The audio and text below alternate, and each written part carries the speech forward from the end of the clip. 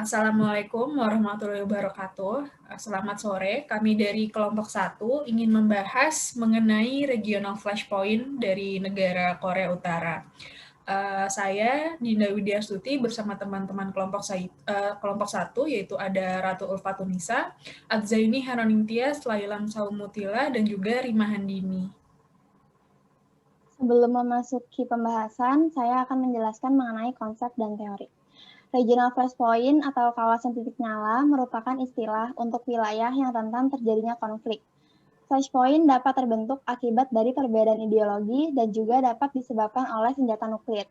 Regional flashpoint biasanya memfokuskan pada wilayah yang memiliki konflik berdasarkan sejarah yang berkaitan dan terus berulang hingga saat ini. Oleh karena itu, flashpoint terjadi sebagai akibat dari konflik yang belum terselesaikan. Karena wilayahnya yang rentan, maka jika suatu saat terjadi konflik akan diterima oleh semua aktor. Pada dasarnya, flashpoint berasal dari perselisihan politik yang berkepanjangan serta akan menimbulkan ketegangan dan kekhawatiran bagi dunia internasional jika musuh saling menjalin hubungan dengan aktor yang memiliki power yang sangat berpengaruh di dunia internasional. Hal tersebut dapat memicu terjadinya perang. Realisme neoklasik merupakan teori hubungan internasional yang berasal dari gabungan pendekatan antara realisme klasik dan neorealisme. Teori ini dikemukakan oleh Gideon Ross. Realisme neoklasik merupakan pendekatan yang mengkombinasikan antara elemen sistem, struktur, dan politik domestik, serta faktor material untuk menganalisa hubungan internasional dari perspektif yang luas. Penganut teori ini memiliki pandangan yang mana untuk mencapai kebijakan luar negeri suatu negara dapat ditentukan dari posisi negara serta kekuatan relatifnya dalam sistem internasional. Artinya, untuk menyusun kebijakan luar negeri suatu negara harus menggabungkan faktor domestik dan internasional untuk melihat pengaruhnya terhadap kepentingan domestik. Teori ini mengutamakan pada variabel internal dan eksternal karena ancaman bisa datang dari lingkungan internal maupun eksternal suatu negara. Kemudian, jika suatu negara telah menentukan kebijakan luar negerinya, maka kemungkinan akan mendapatkan respon dari negara lain berupa militer, ekonomi, maupun diplomatik. Security dilemma atau dilema keamanan merupakan konsep yang berasal dari teori realisme. Security dilemma adalah sebuah fenomena aksi dan reaksi dari beberapa negara. Sistem internasional yang anarki membuat setiap negara cenderung merasakan security dilemma. Sistem internasional anarki mengarah pada situasi ketidakpastian yang menyebabkan ketakutan, kemudian mengarah pada persaingan kekuasaan dan menjadi dilema keamanan. Hal ini menyebabkan suatu negara meningkatkan keamanannya dan membuat negara lain akan merasa tindakan tersebut merupakan sebuah ancaman yang dianggap melemahkan keamanan negara lainnya. Struggle of power merupakan konsep yang berasal dari teori realisme. Struggle of power yang dilakukan setiap negara merupakan sebuah perjuangan kekuasaan untuk bertahan. Selain itu, konsep ini juga membuat setiap negara memperbaiki posisi kekuatan relatifnya sebagai tujuan dari kebijakannya. Terdapat beberapa asumsi dalam struggle of power, yaitu negara memiliki kemampuan untuk mengerahkan militer sebagai mengancam bagi negara lain. Hal tersebut dapat memicu adanya konflik yang lebih dalam. Kemudian, sebuah negara tidak akan pernah tahu niat negara lain untuk bertindak ofensif. Hal itu menyebabkan negara akan berusaha untuk mempertahankan kedaulatannya dengan meningkatkan keamanan negaranya serta mempertahankan tatanan politiknya.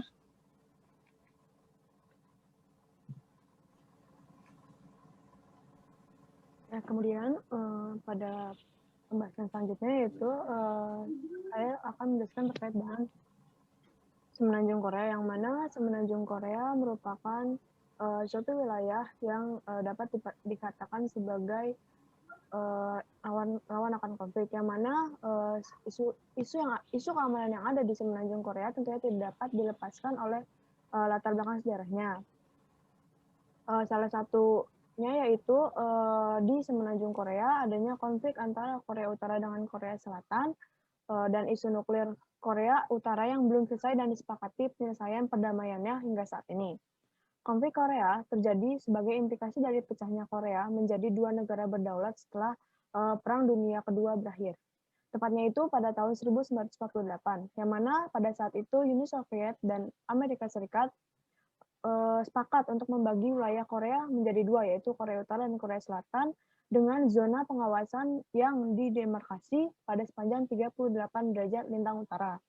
Pemisahan Korea tersebut memang tidak dapat dipisahkan dari konflik ideologi liberal demokratis dan komunis sosialis antara blok barat ataupun blok timur. Oleh sebab itu, hal tersebut dapat menimbulkan ketegangan di antara Korea Utara dan Korea Selatan. Ketegangan tersebut muncul pada 25 Juni 1950 yang mana pada saat itu militer Korea Utara sedang menyeberangi perbatasan dan melakukan invasi terhadap Korea Selatan.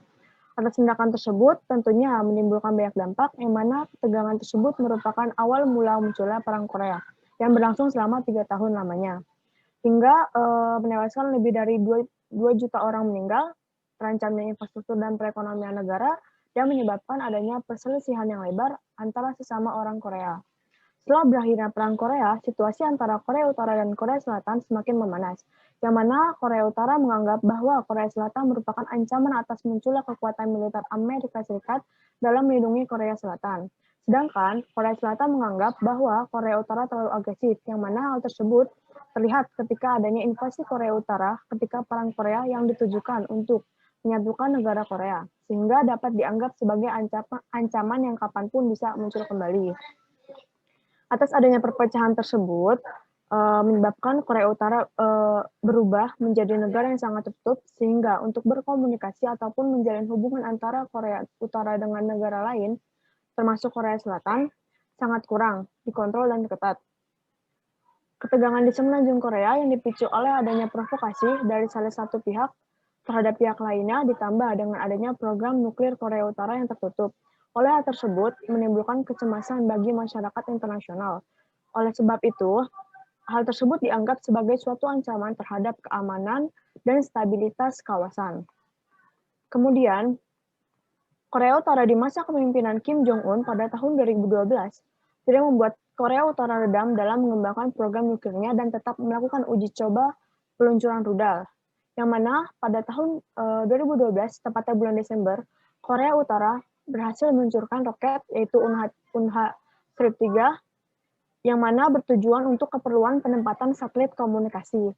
Namun tujuan tersebut dianggap lain oleh komunitas internasional, yang mana komunitas internasional menganggap bahwa peluncuran roket yang dilakukan oleh Korea Utara merupakan suatu tindakan provokatif dan uji coba terselubung rudal balistik. Atas adanya tanggapan tersebut, Korea Utara pun menambahkan bahwa peluncuran tersebut ditujukan sebagai respon atas adanya pelaksanaan latihan militer gabungan Korea Selatan dan Amerika Serikat di semenanjung Korea yang dilaksanakan secara rutin setiap tahun. Kemudian atas tanggapan tersebut, Kim Jong-un pun merespon yang mana bahwa latihan militer gabungan tersebut secara tidak langsung merupakan deklarasi perang sehingga dapat menimbulkan ketegangan kembali di semenanjung Korea. Kemudian pada tahun 2015, akhirnya ketegangan antara Korea Utara dan Korea Selatan pun terjadi lagi, yang mana pada saat itu Korea Selatan sedang berpatroli di zona demilitarisasi yang terkenal ledakan Raja Darat. Hal tersebut ditambah dengan adanya tuduhan dari Seoul kepada Pyongyang, yang mana Seoul itu menuduh bahwa Pyongyang lah yang menaruh Raja Darat tersebut. Namun sebaliknya Pyongyang membantah akan pernyataan Seoul, yang mana Pyongyang menegaskan bahwa tuduhan tersebut hanya propaganda untuk dapat menyudutkan Pyongyang kembali. Adanya tindakan saling tuduh tersebut, akhirnya Kim Jong-un memerintahkan kepada pasukan Korea Utara untuk memposisikan pasukannya dalam siaga tinggi dan siap merespons setiap serangan dari utara. Seiring berjalannya waktu, ketegangan semakin memanas, di mana ketika Korea Utara dan Korea Selatan melakukan aktivitas uji coba peluncuran rudal dan melakukan aksi reaksi terhadap tindakan provokasi salah satu pihak di perbatasan. Kemudian pada tahun 2016, tepatnya pada bulan Januari, dunia internasional kembali digemparkan oleh adanya klaim Korea Utara atas keberhasilannya yang telah melakukan uji coba bom hidrogen. Uji coba tersebut diperintahkan langsung oleh Kim Jong-un, yang mana hal tersebut ditujukan sebagai suatu peringatan untuk Amerika Serikat. Atas tindakan tersebut, beberapa negara di kawasan Asia Timur mengecam tindakan yang dilakukan oleh Korea Utara. Tidak hanya itu, Dewan Keamanan PBB pun segera menggelar rapat darurat untuk membahas aksi militer Korea Utara. Hingga saat ini, situasi keamanan di semenanjung Korea belum dapat dikatakan aman, sebab dunia internasional masih menyaksikan ketegangan yang terjadi di kawasan tersebut. Berbagai upaya telah dilakukan oleh Korea Utara maupun Korea Selatan, baik dalam kerangka solusi damai antar Korea maupun terhadap isu nuklir Korea Utara. Namun upaya damai tersebut tidak berhasil karena adanya ketidakpercayaan yang masih kuat di antara pihak-pihak yang saling berlawanan, seperti antara Korea Utara dan Korea Selatan dan antara Korea Utara dan Amerika Serikat. Jadi tidak heran jika hingga saat ini aktivitas propaganda dan retorika di antara pihak masih berlangsung. Begitu juga hal yang sama terjadi pada aktivitas manuver militer yang terjadi di akhir-akhir ini.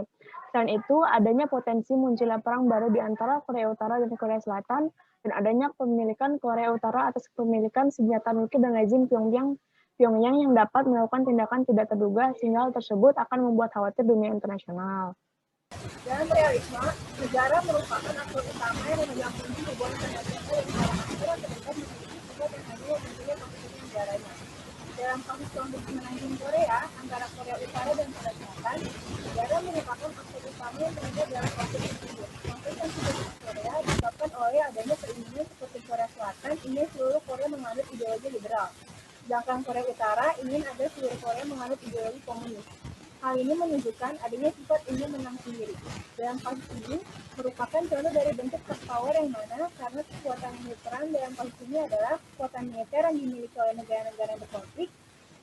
Dari realisme sendiri, ciri-ciri sistem internasional adalah adanya bentuk anarki yang terdapat dalam interaksi antar negara dalam hubungan internasional.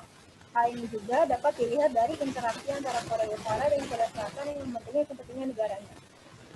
Dalam konflik ini, kedua negara selalu memiliki permasalahan yang tidak dapat diselesaikan dengan kepala dingin dan harus diakhiri dengan adanya peperangan. Perspektif realisme membahas tentang kekuatan dalam hubungan internasional, terutama kekuatan yang berupa kekerasan yang banyak membahas tentang perang dan kekuatan militer. Selain itu, di semenanjung Korea juga dapat dikaitkan dan dijelaskan melalui asumsi atau prinsip dasar yang ada dalam perspektif realisme. Kemudian dalam perang ini juga terlibat bahwa terdapat negara yang memiliki kekuatan besar dan memiliki kekuatan kecil. Selain itu, dalam perang ini juga terdapat balance of power di mana negara Korea Selatan dan Korea Utara memiliki kekuatan yang sama dalam berbagai bidang. Pada konsep security dilemma, kekhawatiran akan terjadinya isu pengembangan senjata nuklir oleh Korea Utara seperti bom yang kemudian dikategorikan sebagai tanda ancaman bagi negara-negara superpower seperti Amerika Serikat, Jepang, dan Uni Eropa. Dalam hal ini, Korea Utara mendapat peringatan keras dari PBB untuk tidak sembarangan meluncurkan nuklirnya karena dianggap mengganggu keamanan negara lain. Security dilemma merupakan keadaan di mana suatu negara mengembangkan militernya untuk meningkatkan pertahanan negara yang kemudian membuat negara lain merasa tidak aman. Satu sisi, Korea Utara tidak ikut menandatangani perjanjian damai tentang senjata nuklir. Maka dari itu, negara lain merasa takut akan nuklir yang dibangun seenaknya dan disalahgunakan sebagai senjata nuklir oleh Korea Utara. Dalam hal ini juga, Korea Utara akan melanggar hukum internasional dan mengancam keamanan regional. Permasalahan ini bisa diatasi dengan melakukan kerjasama untuk membangun kesepahaman tentang militer masing-masing. Namun, dalam kasus ini juga, Korea Utara terlalu tertutup pada dunia internasional, jadi begitu sulit untuk diajak berkomunikasi. Dalam konsep struggle of power, merupakan usaha negara mencari peluang untuk mendapat kekuasaan atas rival dengan menjadi hegemoni sebagai tujuan akhirnya. Kemampuan negara untuk mengarahkan militer sebagai sebuah instrumen atau alat untuk mengancam yang dapat berpotensi menghancurkan satu sama lain. Negara dapat mengancam satu sama lain meskipun beberapa negara memiliki kekuatan militer lebih dari yang lain. Dan oleh karena itu, lebih hal tersebut sangatlah berbahaya. Kekuatan militer suatu negara biasanya diidentifikasikan dengan senjata khusus yang dapat digunakan. Jika tidak ada militer, maka negara tersebut tidak aman. Pada konflik semenanjung Korea, isu nuklir Korea Utara ini sebagai pengancam bagi negara lain atau di regional. Adanya pembuatan nuklir ini merupakan suatu bentuk kekuasaan untuk pertahanan Korea Utara dari serangan negara luar.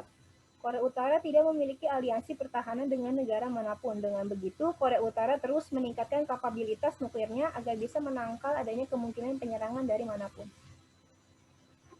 Faktor selanjutnya yang menjadikan Korea Utara sebagai regional flashpoint yaitu adanya konflik antara Korea Utara dengan Amerika Serikat. Nah, hubungan antara Korea Utara sendiri dengan Amerika Serikat telah memburuk sejak berakhirnya konflik semenanjung Korea. Tetapi di era pemerintahan Kim Jong-un, hubungan diplomatik antara Korea Utara dengan Amerika Serikat semakin memburuk. Karena di era pemerintahan Kim Jong-un, pengembangan nuklir serta rudal balistik semakin ditingkatkan. Korea Utara sendiri telah menjadi anggota bukan pemilik nuklir di tahun 1985 dengan menandatangani perjanjian NPT atau Nuclear Non-Proliferation Treaty. Nah, di mana sebagai anggota bukan pemilik nuklir, dalam anggota NPT ini, Korea Utara diperbolehkan untuk memiliki nuklir tetapi dengan tujuan untuk damai seperti pengganti energi.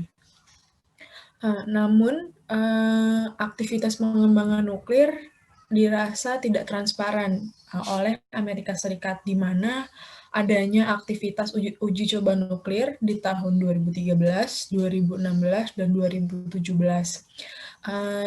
Akibat dari aktivitas uji coba nuklir ini, sangat berdampak tidak hanya di kawasan Asia Timur, tetapi juga dirasakan hingga Alaska, yang mana menghasilkan gempa sebesar 6,3 skala Richter. Lebih lanjut, Amerika Serikat merasa bahwa Korea Utara tidak transparansi. Amerika Serikat merasa bahwa Korea Utara tidak transparansi dan juga melakukan pengembangan nuklir dan senjata rudal balistik secara diam-diam. Selain itu, AS juga merasa bahwa Korut tidak memperbolehkan IAEA, sebuah badan pengembangan nuklir, untuk melakukan inspeksi kepada Korea Utara untuk melihat apakah jumlah pengembangan nuklir sesuai dengan perjanjian di dalam NPT.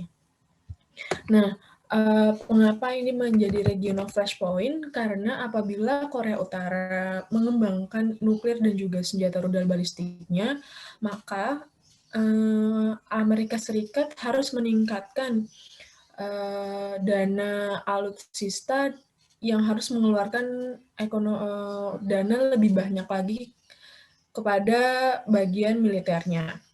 Selain itu, hubungan keduanya yang telah memburuk juga mengakibatkan apabila adanya konflik militer dengan mengeluarkan senjata rudal balistik hingga nuklir, dampaknya tidak hanya dirasakan kedua negara, yakni Korea Utara dan juga Amerika Serikat, namun juga dirasakan di kawasan Asia Timur hingga ke kawasan pangkalan militer Amerika Serikat yang ada di kawasan Samudra Pasifik. Kemudian menurut pandangan dari Reali sendiri, Korea Utara tampaknya akan menjadi satu-satunya kekuatan di kawasan Asia Timur dan Pasifik yang memiliki keinginan untuk menantang Amerika Serikat.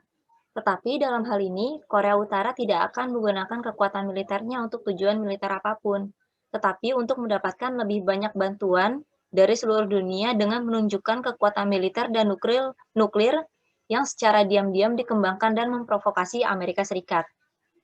Nah, militerisasi yang terus-menerus di dalam kedua sisi ini ditakutkan akan menimbulkan ketakutan yang terus-menerus terhadap serangan yang akan membuat negara-negara lain di kawasan Asia Timur dan Pasifik menjadi tidak aman. Kemudian hal ini dikarenakan gaya kepemimpinan Kim Jong-un sendiri yang mengikuti pendahulunya yang begitu agresif dalam mengambil resiko dalam kebijakan ekstrimnya untuk menolak tekanan dunia internasional. Selain itu, karena Korea Utara sendiri meraih latar belakang sebagai negara komunis dan minim transparansi, sebagai negara kecil, Korea Utara memerlukan kekuatan yang bisa dianggap ancaman sehingga tidak akan ada negara lain yang berusaha atau berupaya menyerang negaranya. Untuk menunjukkan pengaruh kekuatannya ini, Korea Utara langsung menyasar aktor besar seperti Amerika Serikat, agar Korea Utara dianggap memiliki kekuatan yang dapat menyetarai Amerika Serikat. Sehingga apa yang dilakukan Korea Utara dalam mengembangkan misil dan nuklirnya adalah untuk melindungi negaranya dari tekanan eksternal seperti negara besar Amerika Serikat dan globalisasi yang dibawanya. Kemudian Korea Utara yang terus-menerus mengembangkan teknologi rudal balistik dan nuklir membuat kawasan ini menjadi rentan karena pengembangan secara sepihak dan diam-diam tanpa transparansi ini akan mengancam perjanjian dan rencana pertahanan yang dimiliki negara-negara di kawasan, terlebih membuat negara adidaya seperti Amerika Serikat curiga dan merasa terancam, yang mana hal ini merupakan hal yang sangat tidak bijak. Beberapa rencana pertahanan yang terancam diantaranya rencana pertahanan Amerika Serikat dan Korea Selatan, kemudian ada stabilitas strategis jangka panjang di Asia Timur Laut, kohesi aliansi, dan langkah-langkah pembangunan kepercayaan yang sedang berlangsung atau CBM, seperti pembicaraan 4 pihak di negara-negara Asia Timur. Ancaman rudal balistik Korea Utara ini akan memicu perlombaan senjata baru dan berbahaya. Hal ini sesuai dengan konsep security dilemma di mana negara-negara akan merasa terancam keamanannya dengan adanya Korea Utara yang mengembangkan rudal balistik beserta nuklirnya. Sehingga negara-negara di kawasan akan ikut meningkatkan keamanannya yang berujung pada perlombaan senjata untuk mengimbangi kekuatan. Dapat disimpulkan bahwa konflik semenanjung Korea yang terjadi membuat adanya ketegangan di kawasan. Pasalnya, Korea Selatan yang memiliki hubungan dekat dengan Amerika Serikat memicu Korea Utara untuk melakukan berbagai ancaman. Seperti yang diketahui bahwa Amerika Serikat merupakan rival Korea Utara. Tertutupnya negara Korea Utara juga menyebabkan tidak transparannya program nuklir yang dikembangkan. Nuklir yang dikembangkan merupakan bentuk balancing kekuatannya terhadap Korea Selatan dan Amerika Serikat. Berbeda dengan Korea Selatan, Korea Utara merupakan negara kecil yang ekonomi dan politiknya tidak stabil. Untuk menunjukkan dirinya di dunia internasional, Korea Utara menggunakan senjata nuklir dan rudal balistik sebagai kekuatannya. Hal tersebut menjadikan Korea Utara sebagai regional flashpoint yang akan berdampak besar pada stabilitas kawasan Asia Timur dan Pasifik. Selain itu, Korea Utara juga ingin menjadi satu-satunya kekuatan di kawasan dengan cara menunjukkan kekuatan militer dan nuklirnya yang telah dikembangkan secara diam-diam untuk memprovokasi Amerika Serikat. Provokasi tersebut dilakukan agar negaranya dianggap memiliki kekuatan yang sama dengan Amerika Serikat. Pengembangan nuklir dan rudal balistik secara sepihak memicu adanya kecurigaan dan menjadi ancaman bagi Amerika Serikat yang menyebabkan militerisasi oleh keduanya yang terus terjadi. Hal tersebut akan memicu perkembangan senjata untuk saling mengimbangi kekuatan serta membuat negara-negara kawasan ikut meningkatkan keamanannya.